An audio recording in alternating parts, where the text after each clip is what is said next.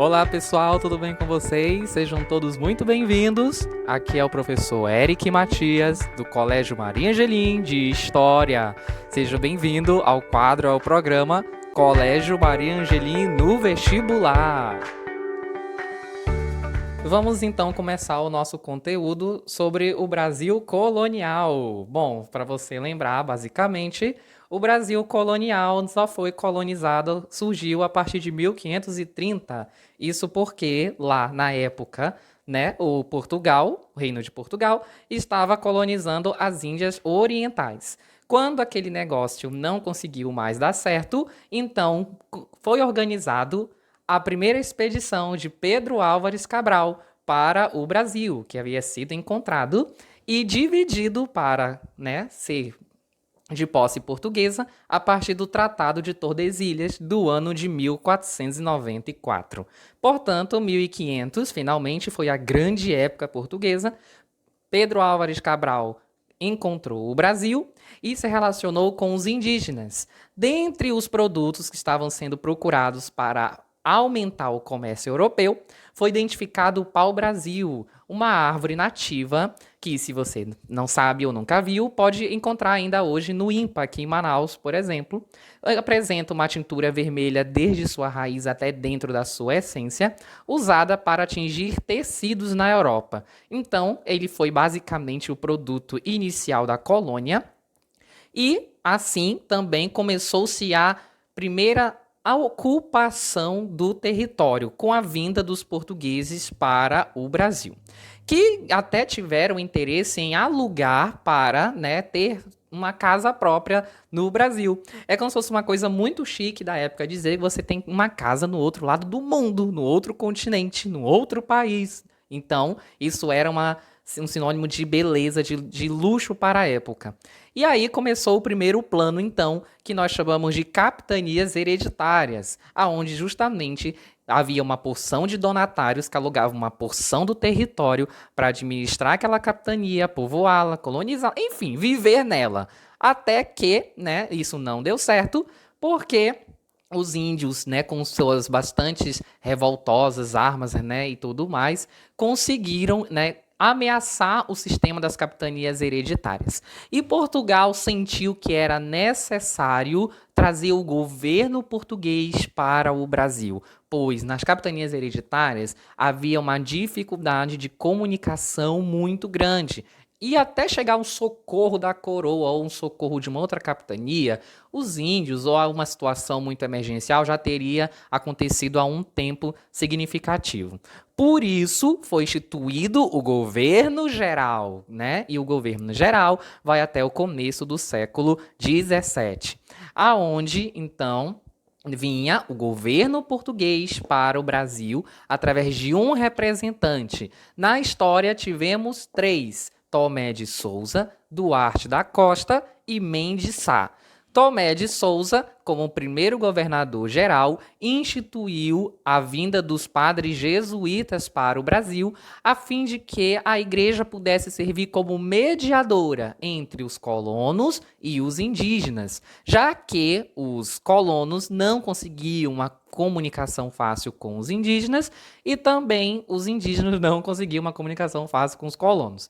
Por isso, a igreja, como mediadora, como a catequizadora, através de técnicas também, inclusive artísticas, procuraram até valorizar a língua do índio para compor textos bíblicos, textos poéticos e músicas com instrumentos musicais. Isso atraiu os indígenas, isso cativou os indígenas e fez com que aos poucos os indígenas depois fossem se mudando para as chamadas vilas ou aldeamentos portugueses, aonde vai se dar todo um processo de convivência e transformação do nativo, do índio, para um costume europeu. Aí, então, né, começa-se a agricultura como grande produção econômica brasileira. Dentre os produtos vai vigorar o açúcar, que vai ter seu auge justamente no século XVII. O açúcar vai ocupar e dominar toda a economia europeia, o que vai incomodar algumas nações, como holandeses e franceses. Os holandeses, eles eram uma colônia ainda da Espanha, e por isso, né, fizeram uma longa batalha que durou 30 anos para se livrar do domínio espanhol. Por causa disso, a Espanha decidiu, né, se livrar da Holanda. A Holanda, aproveitando essa ocasião, fez uma parceria com os portugueses para se aproveitar do açúcar nordestino. Esse açúcar vigorou então e trouxe lucro para os holandeses. No entanto, quando Portugal teve uma crise de sucessão dinástica e foi dominada pelo rei da Espanha, pois havia uma relação de parentesco entre as duas coroas, como não houve uma sucessão portuguesa ali, porque o último rei, Dom João I, não havia deixado filhos, fizeram com que a Espanha então dominasse o trono português.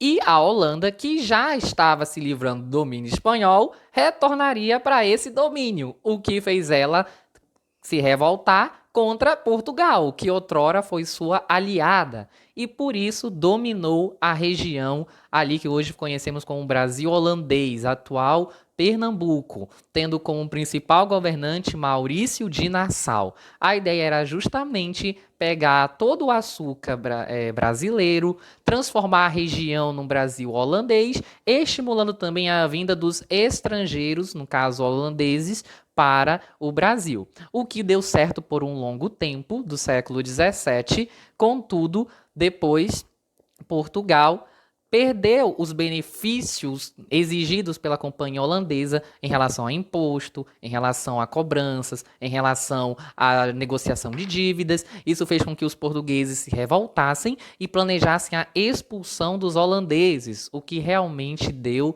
certo. No entanto, para a infelicidade dos portugueses posteriormente, o açúcar foi levado juntamente com a sua técnica para o Suriname, que na época se chamava Guiana Holandesa, e a região das Antilhas, que é uma porção de ilhas da América Central, compartilhada também com os franceses. O açúcar, vigorando muito ali naquela região, quebrou com o açúcar brasileiro. Para finalizar a questão colonial, é importante lembrar que tudo começou também a estimular a vinda da pecuária e do tráfico de escravos africanos, que havia se tornado depois um lucrativo comércio para os portugueses, e a tentativa de Pernambuco em se separar do domínio português, não só por ocasião francesa, mas também por ocasião da própria região de Pernambuco, que não vai querer se aliar com os portugueses no ano de 1817, através de um personagem chamado Frei Caneca. Para finalizar, a invasão francesa também é significativa, onde eles ocuparam a região do Rio de Janeiro, a chamada França Antártica, com o capitão Nicolas Villegas-Guignon, e a França Equinocial, chamada assim por causa da linha do Equador, na região do Maranhão. Ali eles ocuparam, não só também pela questão de açúcar, de escravos e territórios, mas também para impedir que o Brasil se tornasse, né, o total dominador, né, total domínio, melhor dizendo, da economia e até mesmo da cristandade, pois na França já havia estourado a Revolução Calvinista.